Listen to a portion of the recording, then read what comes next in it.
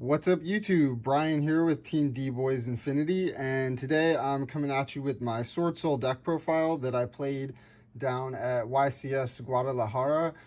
It's a little late because as soon as we got back in from Mexico, I was sick, so I didn't really do much of anything last week. But anyway, I'm going to bring you the deck profile, talk about what I played, where I think I might have been right, where I think I was wrong, and kind of how my matchups went. But first, a couple shout outs. Shout out to my boyfriend Saul. He's great. If you want to support his card shop, Davers Gaming Cafe, you can check out the link down below in the description, as well as Dank Ritual. Obviously, y'all know they hooked me up with this mat, but also before the event, they hooked me up with one of their brand new Yokai deck boxes. So I will be talking about those in a separate video.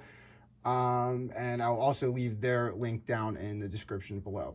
Last shout out to Rocky Mountain Collectibles and Luxury Gaming, just for hanging out with us for the weekend. There were the other American players that were present down in Mexico, and a couple of them are good friends of ours. So yeah, just cool people to hang out with. So shout out to them. You can check them out.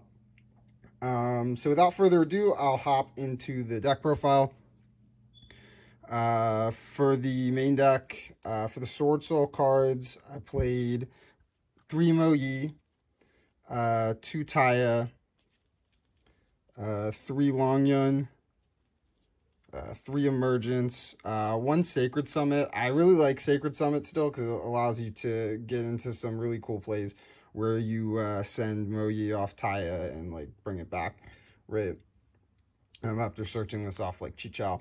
And then the Blackout, because it's obviously just a really good card to search up going first, and then also to extend your combos by summoning a token. You'll notice the one notable absence was Ecclesia. I don't have it here. I reasoned before the event that it was a lot of normal summons with Mo Yi and Taya, but also it's a deck that shouldn't lose to Ash, and then sometimes with your hands where you open it, you will end up losing to Ash, so it just made the deck softer overall to Ash.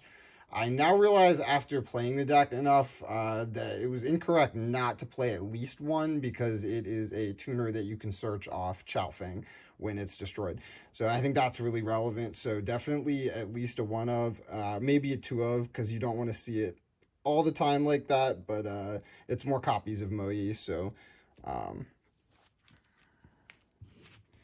yeah, definitely want to play at least 1, maybe 2. For the Tenyi monsters, I have 3 Ashuna, 3 Adhara. These are your main ones. Adhara helps you make Haki Fibrax, and then Ashuna is the summons any of them from deck.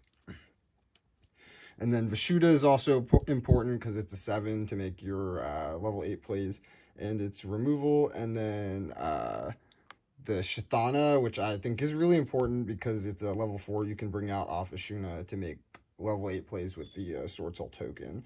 One of the best extenders in the deck. Vessel for the Dragon Cycle gets your plays going. It gets you into your Tenyi engine after you've gotten the token into play. And then Heavenly Dragon Circle is another really good extender that lets you play through hand traps. So that's it for the Tenyi monsters. For the rest of the deck, I played 3 Emergency Teleport as an additional extender to go into Haki Fibrax, as well as with the 7s to go into level 10 plays with obviously Ghost Ogre as a target. This card is pretty good. I'm leaning more towards cutting it now because it's just less impactful in the format. Maybe siding it. It's really good against the adventure package, but so are a lot of other hand traps that are good against Despia, which is the new deck, obviously. And then for the rest of the hand traps, I played 3 Ash because it's pretty good against most decks. 2 Bell for Despia in particular, and 2 Impermanence. And that rounds it out for that. And then the last cards in the deck is Pot of Desires, Called by the Grave, because there's a lot of hand traps running around, and the Despot, because Hockey Vibrax combos. Onto the extra deck. For the Link monsters, it's 2 Monk, uh, 1 Halky Fibrax, the 1 Auroradon, and then the 1 Shaman. I've seen a lot of lists cutting this. I'm not sure how I feel about it personally. Uh, it does allow you some cool follow up plays, but I don't know. It didn't really come up for me, so maybe I cut it going forward because the extra deck space is kind of tight. For the Synchro monsters, we have level 10s. Baron. This card's pretty good. It's really strong going first, and then as removal as well as follow up by bringing something out of your graveyard, like a Moe potentially. This card is crazy. This is like the new reason why to play this deck. It's a worm monster. The last level 10 is him, obviously. He was not as decent going first. This is more of an interruption, and it's a worm for when you're locked into worms under a Shuna. So that's important. Um, but yeah, I don't know. He's just really powerful. He applies a lot of pressure to the board. The burn damage is really good. This is a great finisher in the late game as well as removal. Level 9 is Chow Fang, still really good. You can pop it with Blackout, search a hand trap, or if you play it, which you're supposed to play at least one, I guess, for this, is the Ecclesia to follow up with. 2 Chichao. This guy is like the heart and soul. He searches all your Swordsoul cards.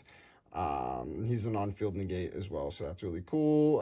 Draco Berserker, the Tenyi Synchro monster, is pretty decent to end on as well, going first.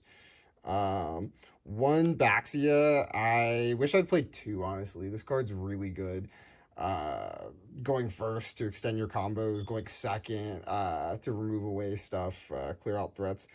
Yazi, obviously also really good as part of the hockey combo, but also going second to clear threats and then float into something for follow-up. And then the last monster was the Herald of the Arclight, which I probably will cut for the Baxia going forward.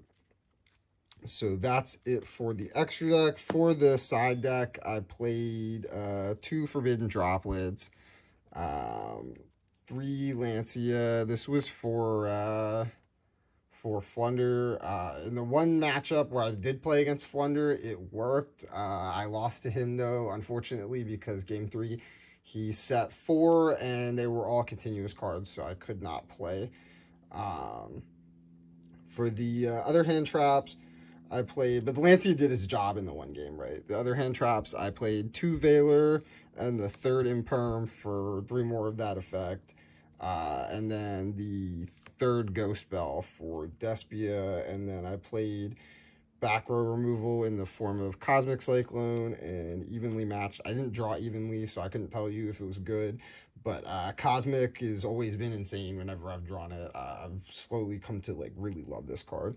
So yeah, that's it for the side deck.